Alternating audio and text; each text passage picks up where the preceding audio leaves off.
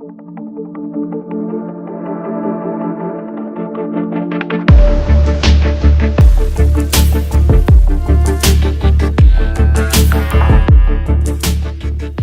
all the different social, political, economic issues of our time. 2020 has really been a year where Paul stepped up his game and initiated a few different projects. He's got a new podcast. He's active on social media. He's really a person who is really plugged into what's happening right now. So he's got an important message for our times. It can't be ignored anymore. It's not a time to bury our heads in the sand and ignore what's going on in the world. It really is a time to get engaged in the political process. So Paul's message is much needed, very, very timely, and it will be delivered with his energetic, passionate style. So please, mate, welcome to the stage, Paul Seils.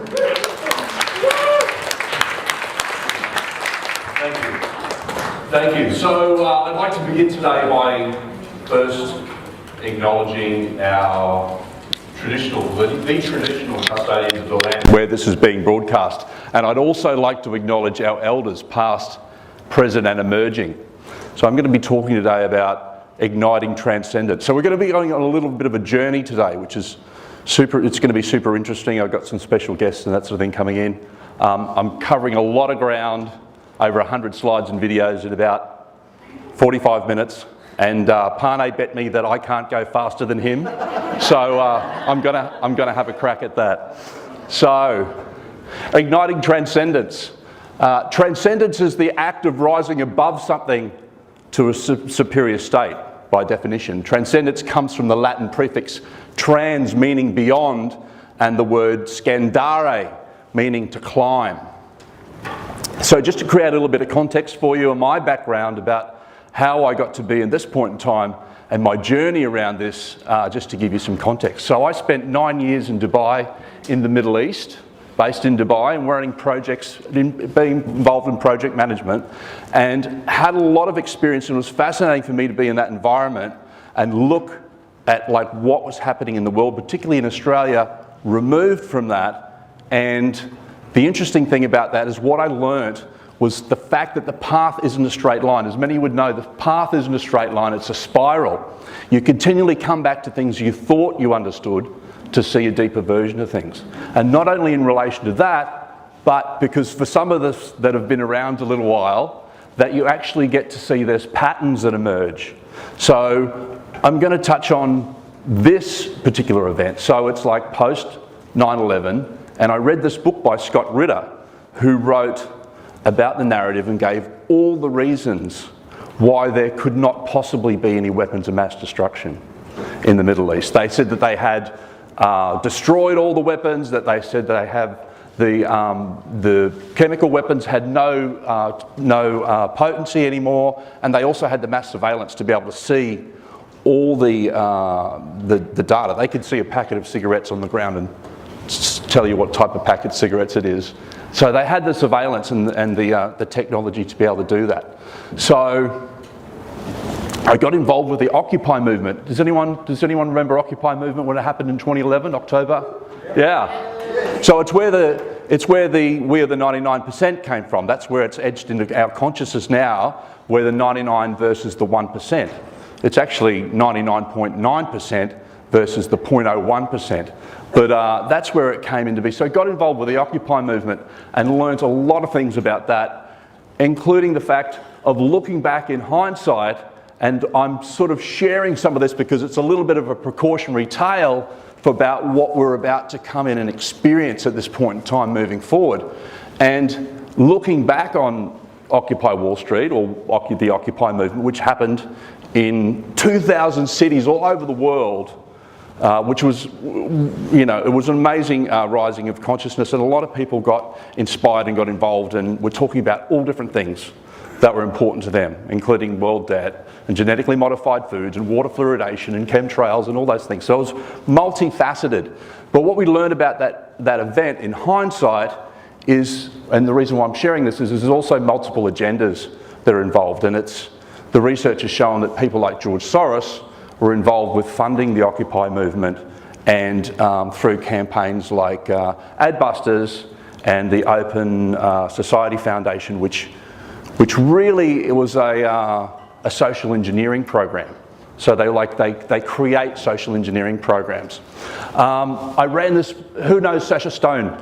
Yes. Yeah, great. So I've got a little bit of Sasha coming up shortly as well in my presentation, but I ran this event, co-hosted this event with Sasha Stone in 2015 called Big Brother Out of Control, and we had all these people that joined us, including Paul Craig Roberts, who was the former economist under the Reagan administration, Professor Noam Chomsky, Max Egan, yeah, Foster Gamble from Thrive, Pippa King, who was a huge privacy advocate, and also Gerald Celente from Trends Research Journal. So we were talking about all these things in relation to mass surveillance, smartphone technology, mobile phones, smart televisions, all that information like 5 years ago, and trying to get the word out to share that with people. I was also involved with the 5G Crisis Summit. I don't know whether any of you got to see or watch the 5G Crisis Summit. There was like 300,000 people all around the world that joined the 5G Crisis Summit with like 40, no, maybe 50 or 60 speakers, including, again, Max Egan. It was hosted by Josh DeSole and Saya G, and including Robert F. Kennedy Jr. and myself and a lot of other people that were talking about their concerns about 5G or electromagnetic radiation. And that's, I had been created and organised a group called Stop 5G Global for the last couple of years, and that was interviewing a lot of people. When I first heard about electromagnetic radiation and 5G, I just thought these people were a bunch of like technophobic hypochondriacs that like had like, you know, they were just like, I can't be near Wi-Fi, I can't be near power lines. I'm like just, it was a huge educational process to go through that. So we did a lot of interviews with people all over the world, including Arthur Furstenberg, who wrote the book called The Invisible Rainbow. Interviews with Ollie Johansson, who is one of the leading experts in the fields of electromagnetic radiation, Dr. Russell Cooper, all these other people here, and then my presentation in relation to the 5G electromagnetic radiation is really a byproduct because it's actually a mass surveillance system for the Internet of Things. So the Internet of Things, so I'm gonna run through some of these. Some of this subject matter gets like a little bit heavy at times, but we're going to go through the processes and I'm going to lighten it up here and there, and we're going to get towards a meditation in the end. So just stay with me and we land in a gentle place, so trust the process with me.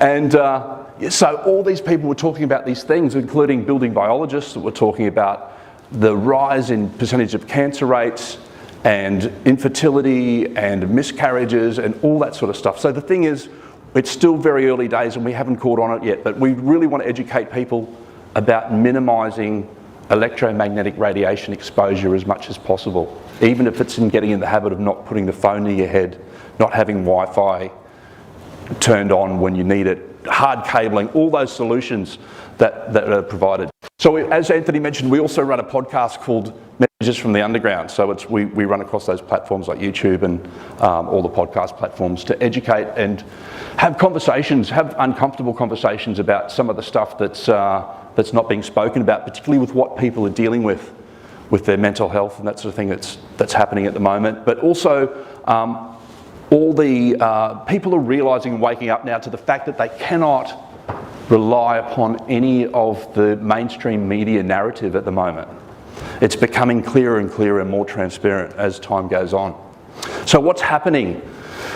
Charles Handy wrote this book in 1991 called The Age of Unreason, where proverbially like we're becoming as a collective like the frog in the pot of water that's like slowly heating up. And the analogy is the fact that a frog that slowly gets heated up will eventually stay there to its own demise unless it sort of wakes up rather than just jumping out of the pot of water. So there's that sort of, that analogy that's playing out and happening at the moment.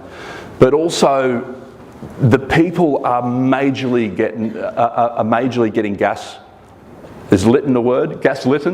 Gaslight, the gaslighting that's being carried out by the mainstream media that's exposing people to all this stuff. The separation between what's coming out at the moment is truly amazing. But that's actually how it's designed. They're fracturing the collective as much as they possibly can, and have been. It's not a new discovery. So they have been between gender, religion, financial status. Now it's becoming pro-mask, anti-mask, anti-mask, pro-vax, anti-vax. So they're just fracturing it as much as possible moving forward. And who's heard about Event 201? Yeah. So Event 201 was actually the simulation exercise that was held in New York at the Pierre Hotel on the 18th of October of last year in 2019, where they actually ran through the full narrative. So if you want to get a chance to jump online, I'm surprised they still have it there, but all that information is available for you to see, including the narrative about how they're going to start controlling, or already are starting to control, the media and the social media, etc. And Jane Holton, so it's like we're in Queensland, so it's like I'm going to make it as localised as I can. I updated this within the last 24 to 48 hours. So Jane Holton is Australian. She's the one that's involved with Event 201, including University of Queensland, funnily enough, that we're based in Queensland at the moment as well.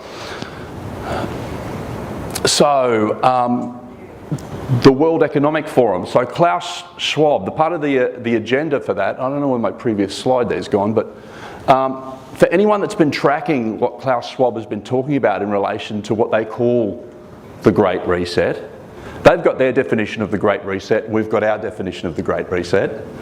But under that, what they're saying here in effect is, where is it? So, many of us are pondering when things will return to normal, writes Schwab. The short response is never. And then he goes into detail in relation to the World Economic Forum and talks about, if I can get my pointer here to work, namely technocratic dictatorial rule by a tiny elite, the new Green Deal, gradual abolition of private property, and a minimum wage that will see jobs replaced, and a crackdown on things like universal basic income and that sort of thing. The other thing that's happening that I mentioned that integrates with the technology, which is the commercialisation of military-grade technology, is the mass surveillance that's happening at the moment. So we already know through these things like the COVID apps and that sort of thing that are coming out at the moment, and you don't even need to have the COVID app anymore. The phones are already built in with automatic updates for tracking for location services and that sort of thing. And even the Chief Health Officer in Victoria has come out publicly and said, well, we don't care if you don't download your app, we're just going to track you via your GPS services, etc. anyway. And even in New South Wales, so they're saying how they're going to try and enforce as of the 23rd of November that all people have to sign into to restaurants, etc. and facilities using QR codes. So I'm going to talk about what some of the issues are, and then I'm going to start talking about what some of the solutions are moving forward as well. One of the other things that we need to be aware of is also this called the Defence Legislation Amendment, or the enhancement of the Defence Force Response to Emergency Bill 2020.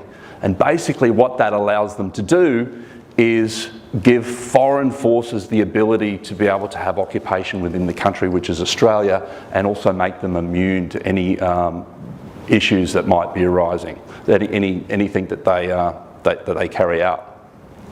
So I'm going to, this will make sense as we unravel it. Who's heard about the social credit system that's in China?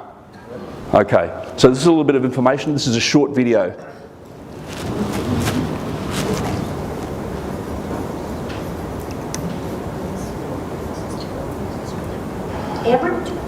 Where she goes, Ouyang County is followed. Where she finds, how she behaves, is tracked and scored to show how responsible and trustworthy she is. It's called the social credit system, and in one version now being tested. A person's reputation is scored on a scale of 350 to 950. And how you, with a good score of 752, is okay with it. In fact, most people are. Is a mechanism like pushes you to become a better citizen? It's big data meets Big Brother, expanding how the government monitors, understands, and ultimately controls its 1.4 billion citizens. Thanks to advances in artificial intelligence and facial recognition, and a web of more than 200 million surveillance cameras. People bothered by privacy concerns? We think the lot of camera keep the safety is really good. We can accept it. Companies are experimenting with the algorithms to help the government create the new national social credit system.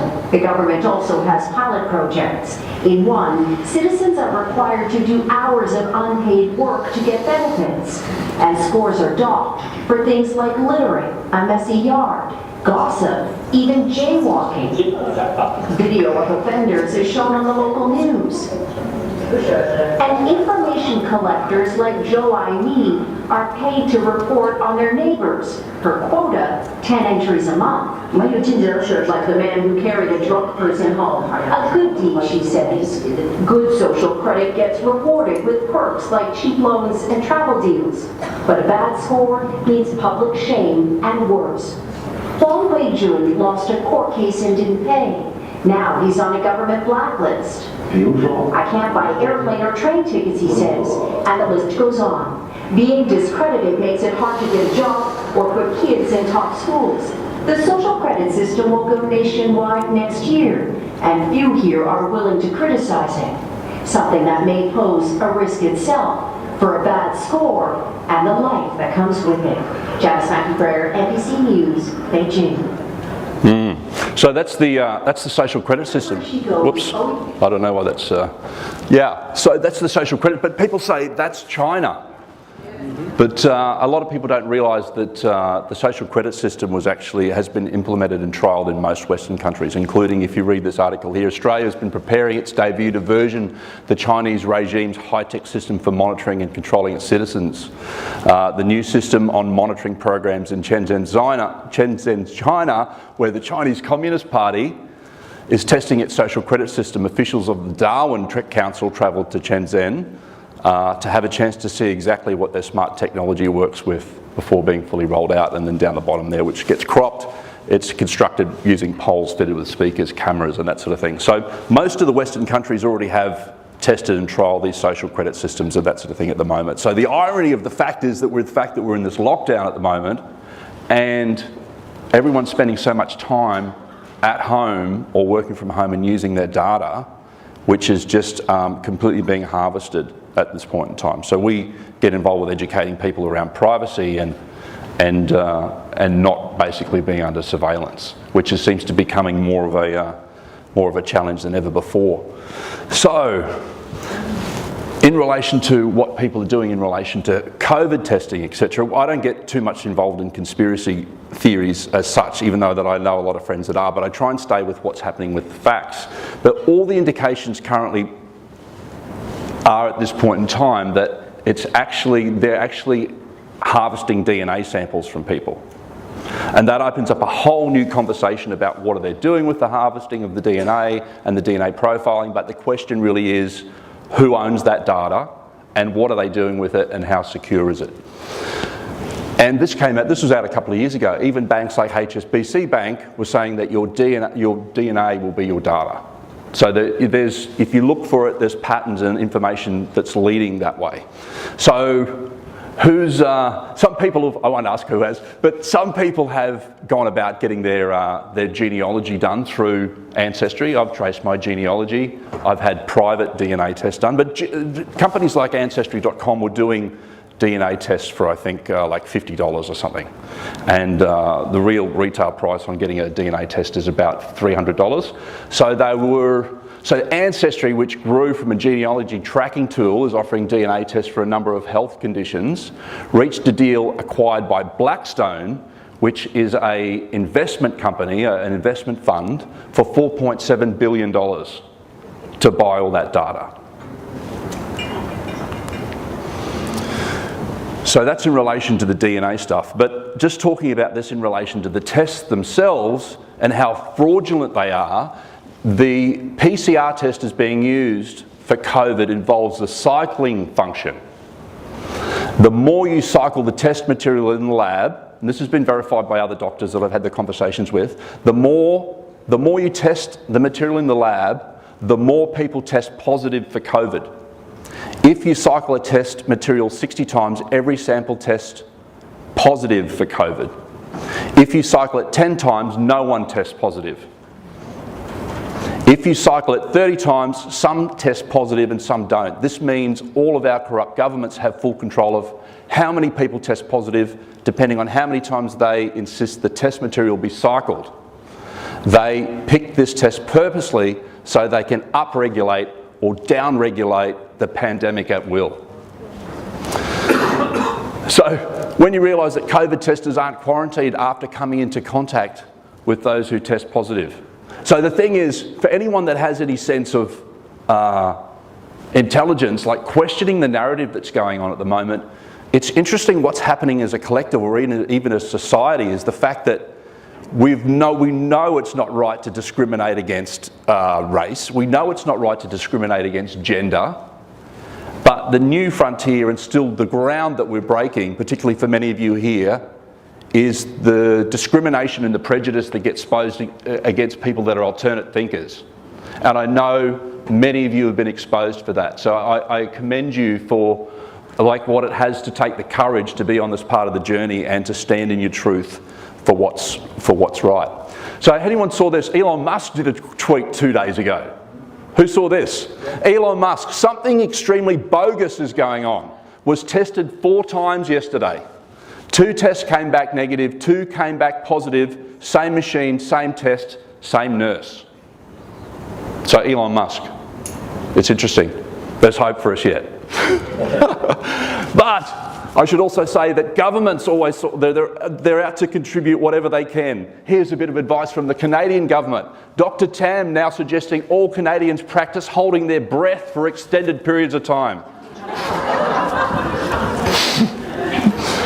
So, I've got a message for you from our dear friend Max Egan, who wanted to contribute something as well.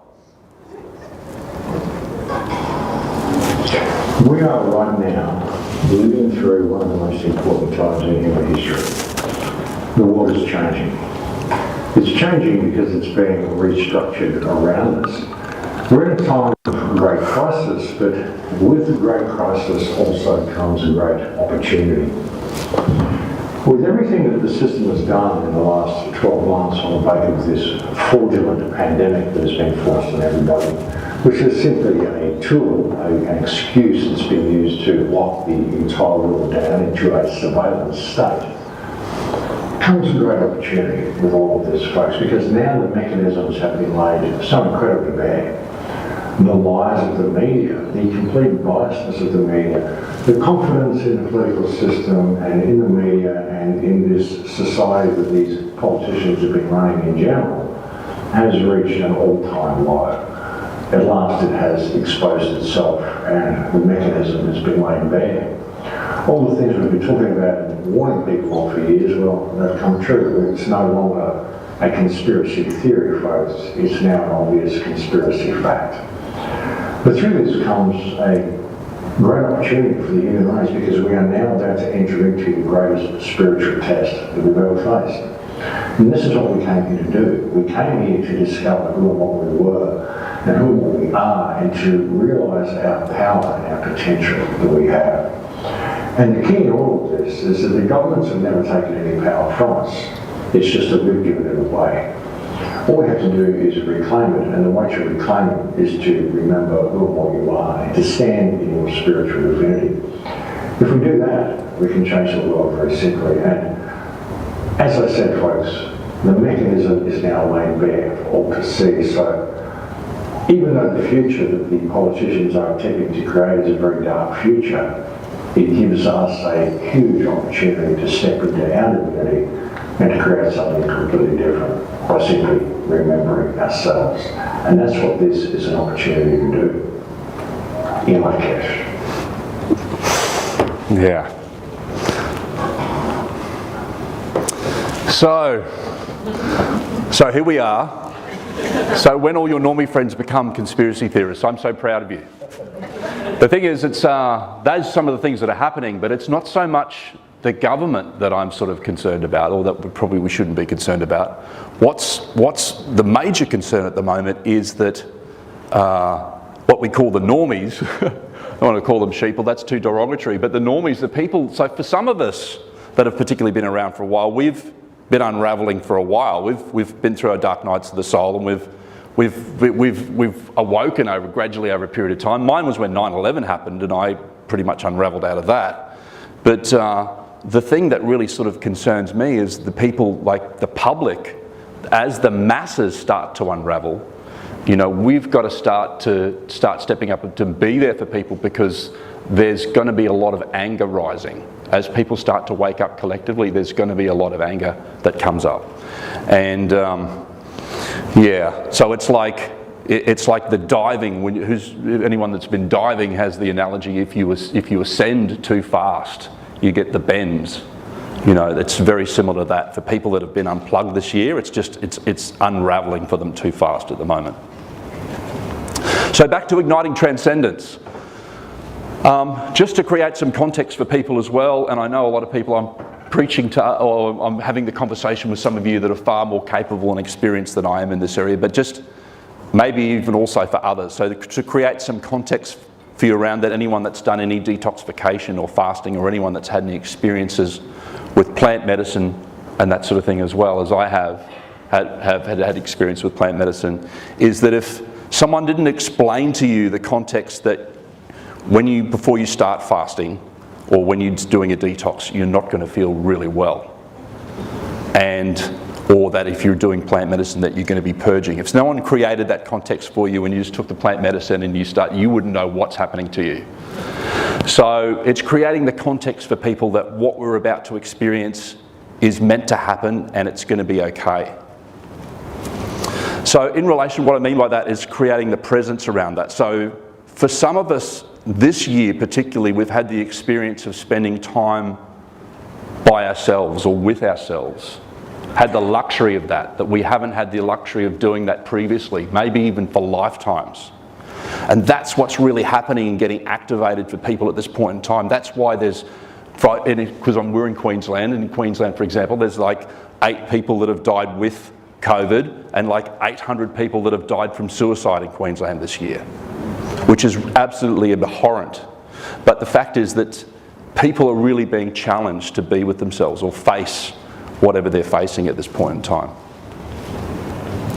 So it's giving ourselves permission and allowing ourselves to have our processes for ourselves, and keeping the company of others that can support us during that process.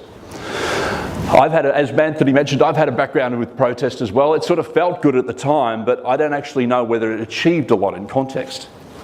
But the reason why, and then people will be drawn to protest, and that's okay as well, because that's part of their process as well. But the reason why I'm talking and pointing these out is that we have to be really careful about some of these organisations that are arising, particularly in America, or countries that have high levels of population, like the US at the moment. I don't know whether anyone's been tracking about what's been happening in Germany and the US and that sort of thing at the moment, but there's a lot of organisations that are being deliberately created to try and steer people into those movements.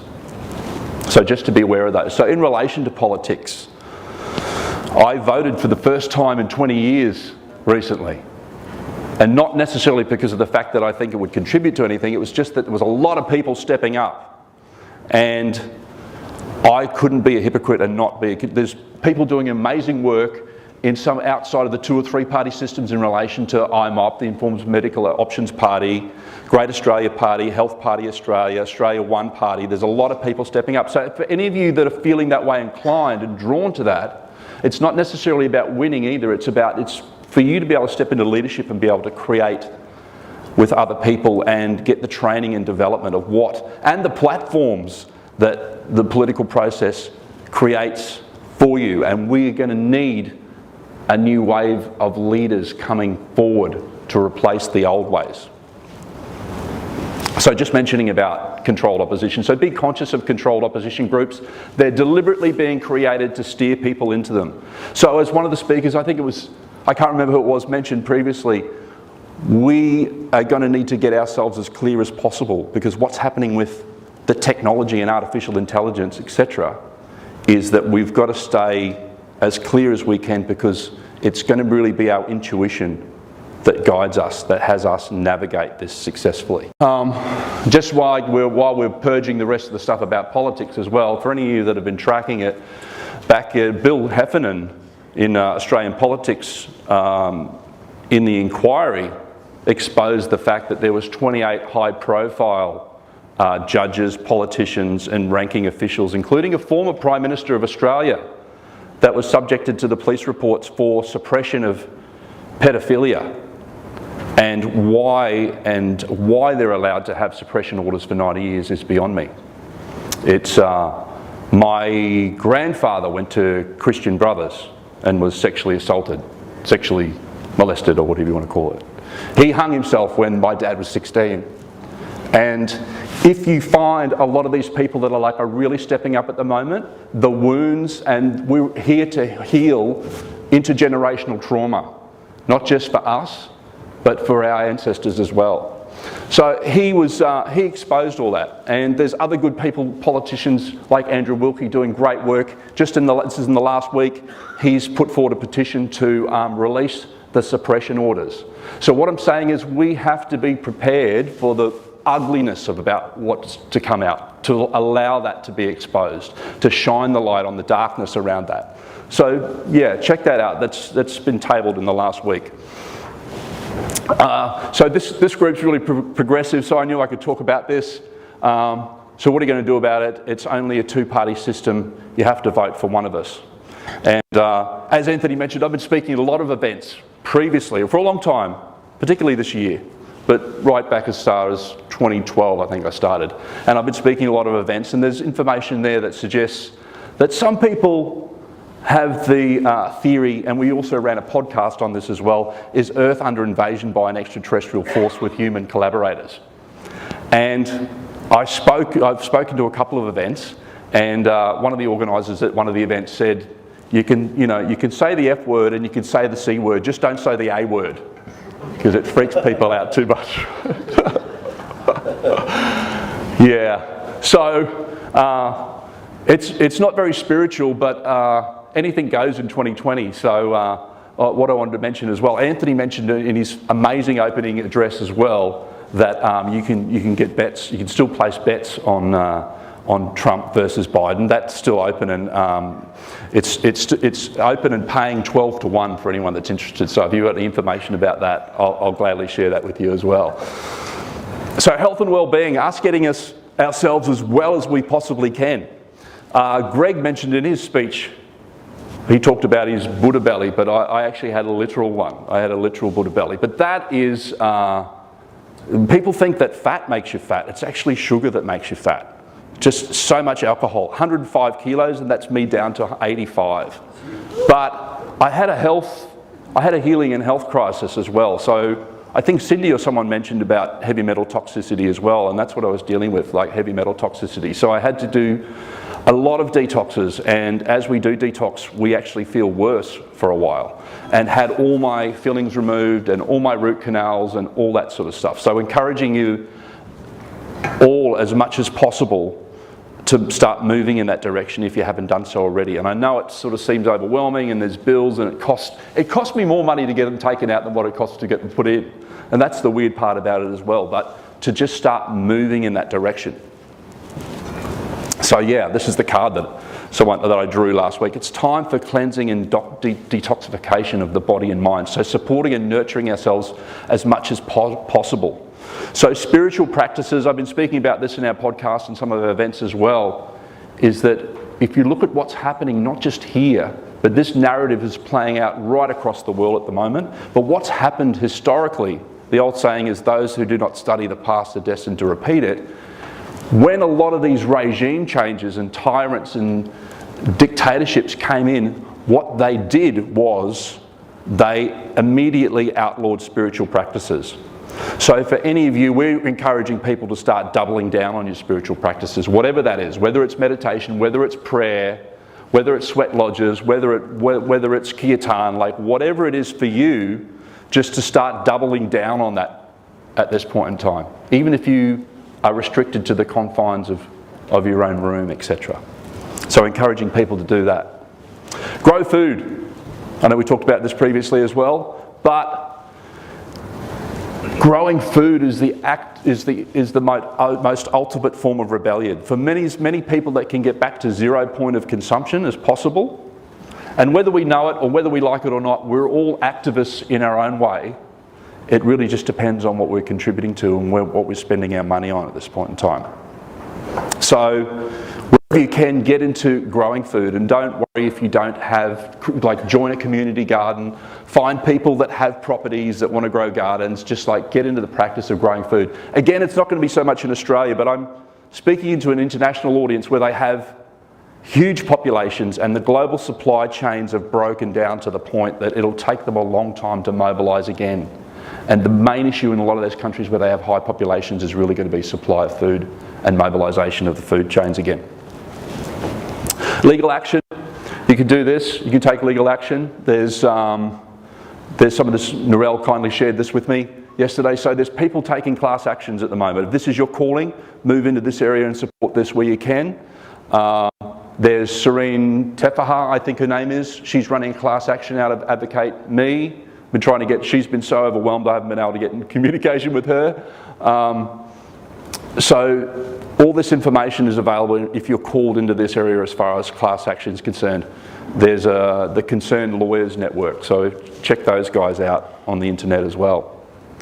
So start creating community, as we have here, but digital community is enough. For some people, you will get called to start creating community that is more sustainable. Sustainable communities, living environments, sustainable housing, getting back to as close to 0 point as you can.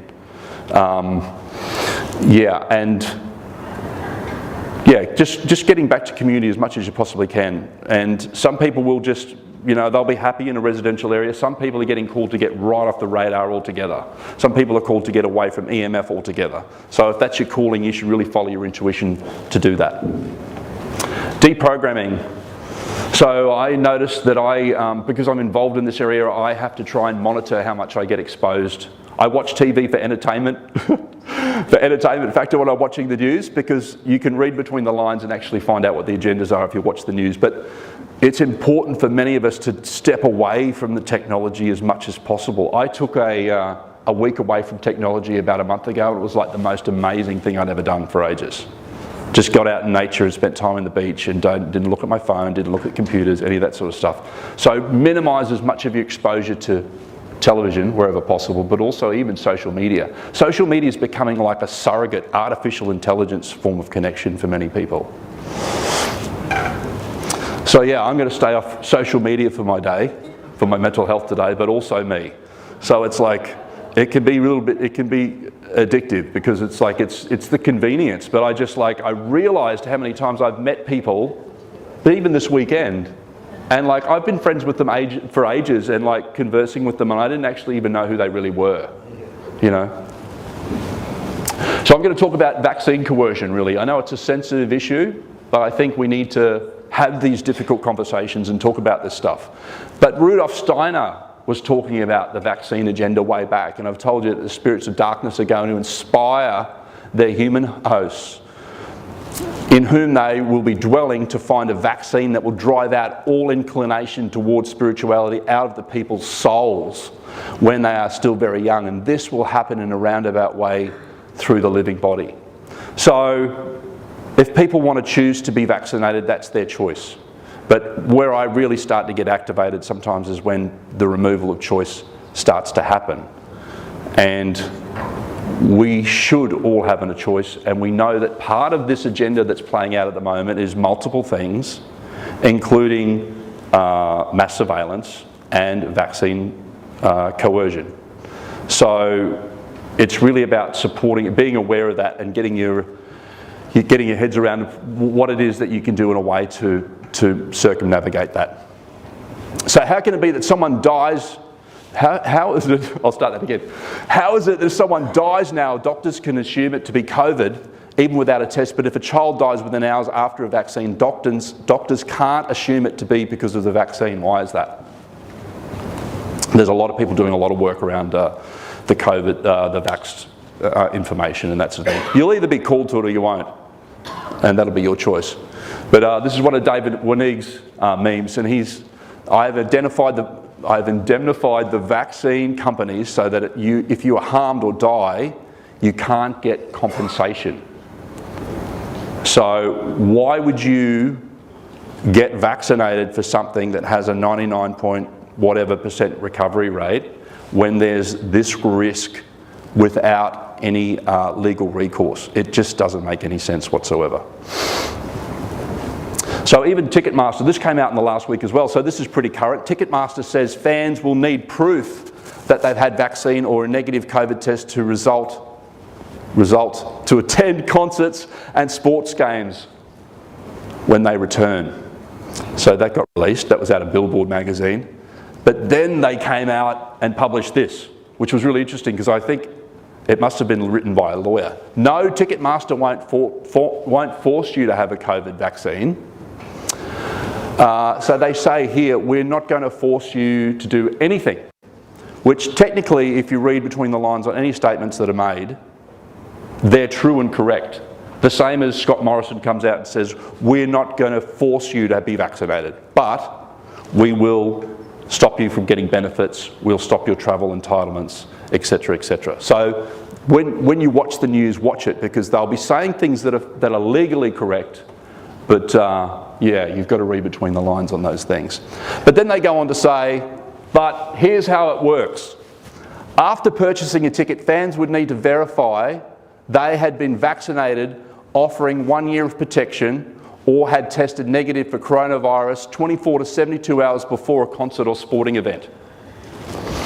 And then it goes down further in relation to the article. The majority of fans welcome the move if it would mean the resumption of live music. Inject me now, one wrote.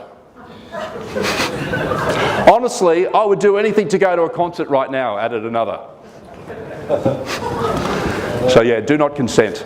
It's all contracting. It's all contracting, so do not consent.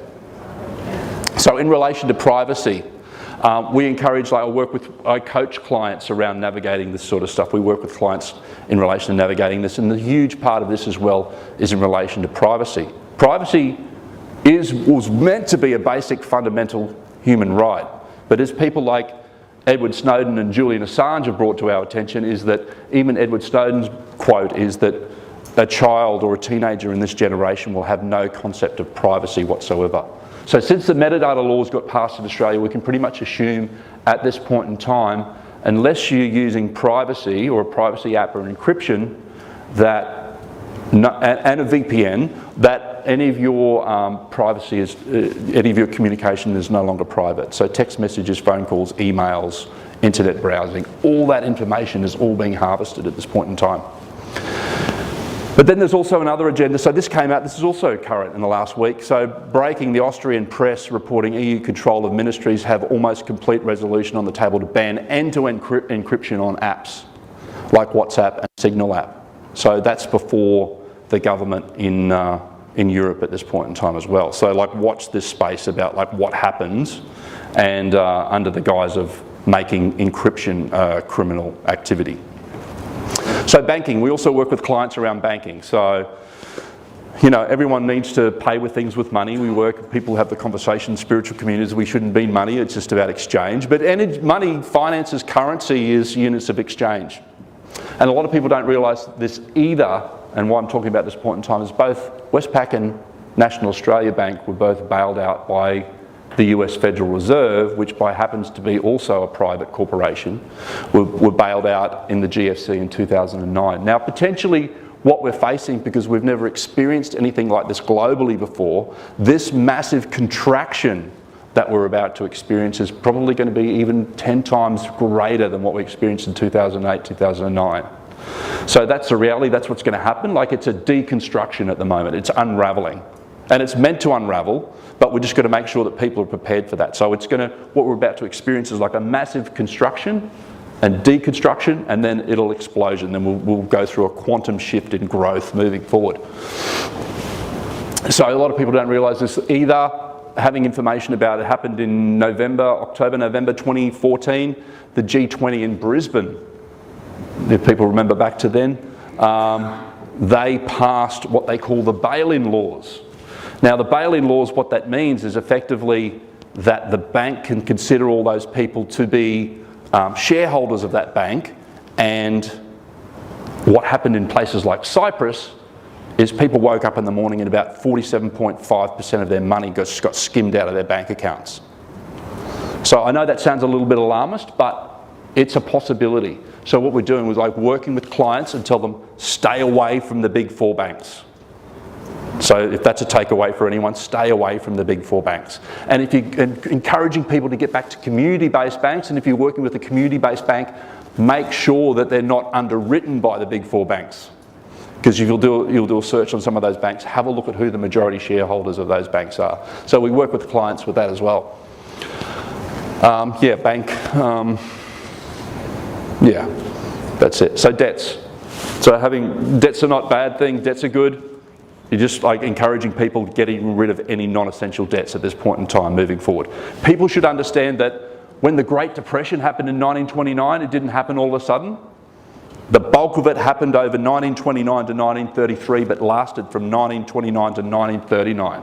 So it was over a 10-year period. And we know that their agenda is to roll towards the UN Smart City Agenda 2030. UN Agenda 2030. That's the timeline that we're currently in at the moment. So tax. Some people say tax is a 4-letter word. Some people say tax is theft. And many people that are like waking up at the moment now are going like, why am I paying tax? If my business, if my country, I should say, that was a Freudian slip, because most countries are businesses and registered corporations. If my state or my country is being closed down, why am I still paying tax?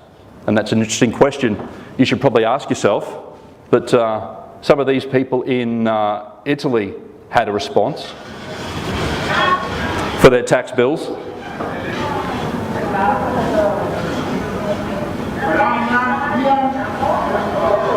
Yeah, that's what they thought about tax. Yeah. So that's some of the things to like look out for and be aware of.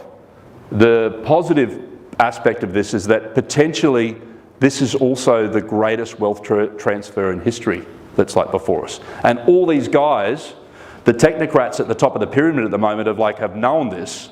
And some of these countries, it's also another Freudian slip. Some of these companies in some of these countries have reaped in billions of dollars.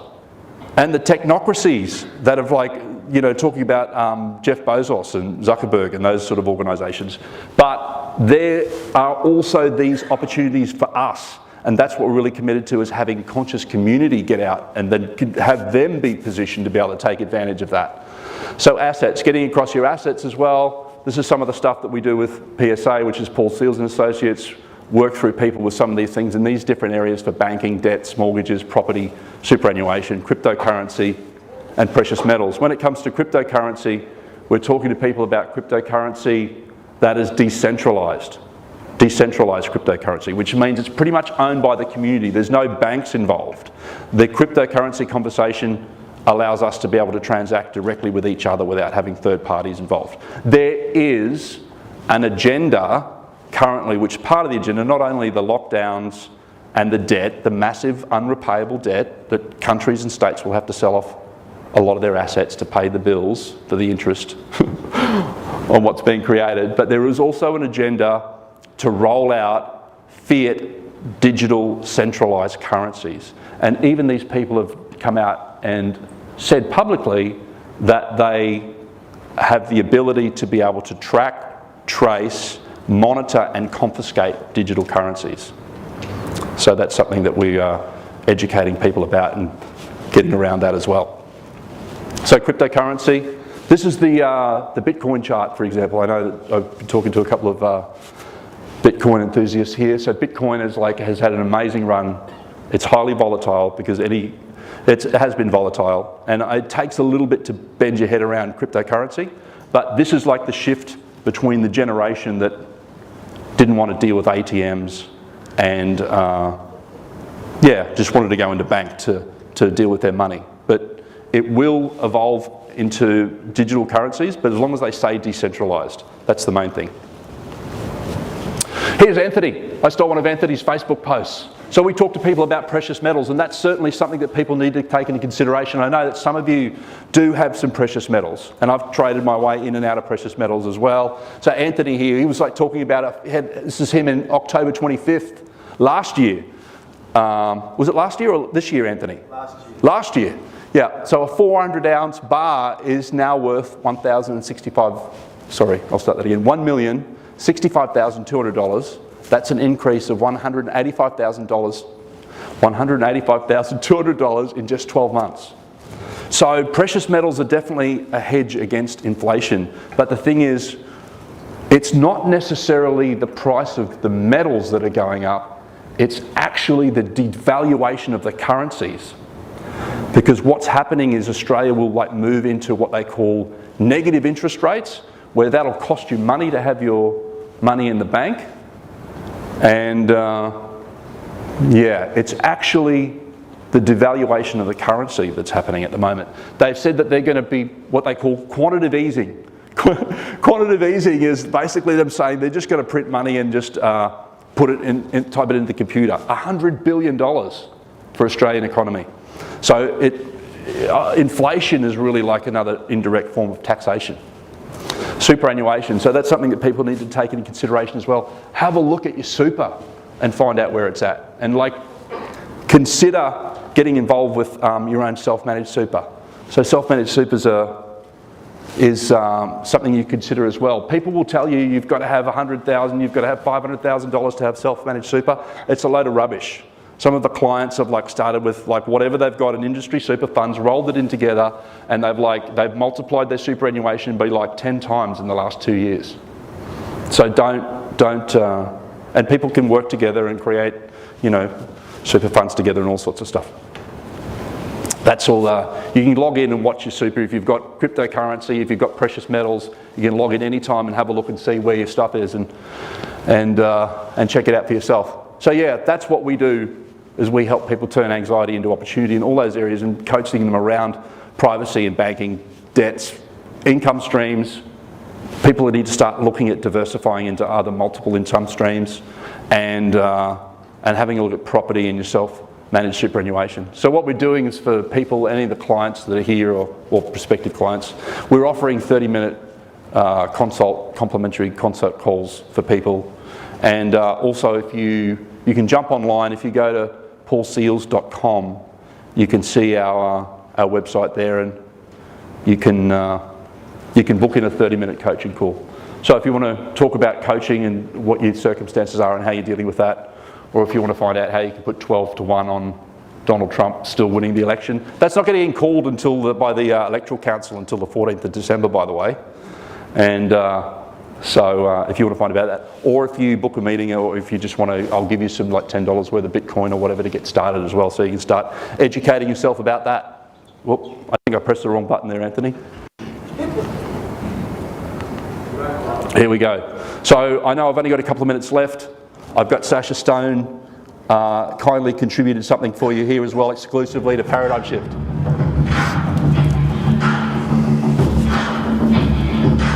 Then we'll do a short meditation.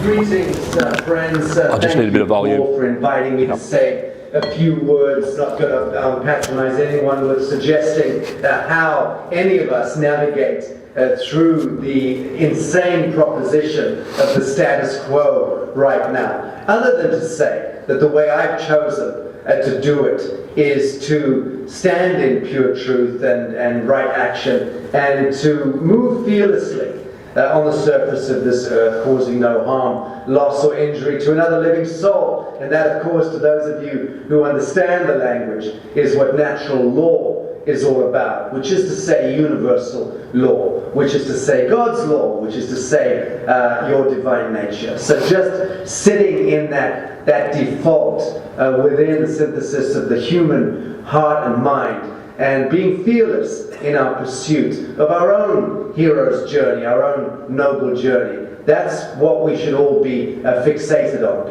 And affirming our lives with as much creativity and expansiveness as possible. Constantly asking questions of the universal mind, looking out of the windows of the soul and beholding the patterns of perfection in this world that do exist. And then accepting that when you move into coherence with divine nature, that you too become a conduit for being able to transcode those universal colors and textures and begin to anchor even more patterns of perfection to this realm. Reclaiming human dignity, reclaiming sovereignty, learning the art of telling the establishment to go and fuck itself. That is why we were born to this time, my beloved brothers and sisters. Let's get on with the sacred task in hand. God bless you. Yeah. So there's a bit of coaching. There's a bit of coaching for you. I just wanted to, as I'm going to close out, I've got another guest as well. I'm going to do a.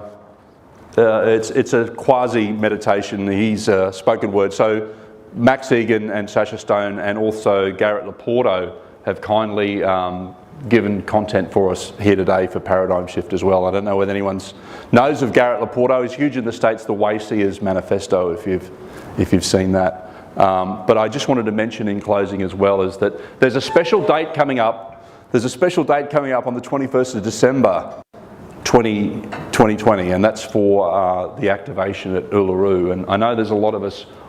Somehow I'm called to be there, not necessarily for any particular events, but to be in the proximity of that location there and to be involved with that. So I'm going to just suggest that you keep that with your prayers and with your meditations at that point in time. And yeah, you don't. Okay. Right, I've already gone way over. I've given you nearly an hour. Really? Yes. Okay. Really? No problem. Okay, so I just wanted to acknowledge all of you. Thank you for being here and thank you for your time. Cheers.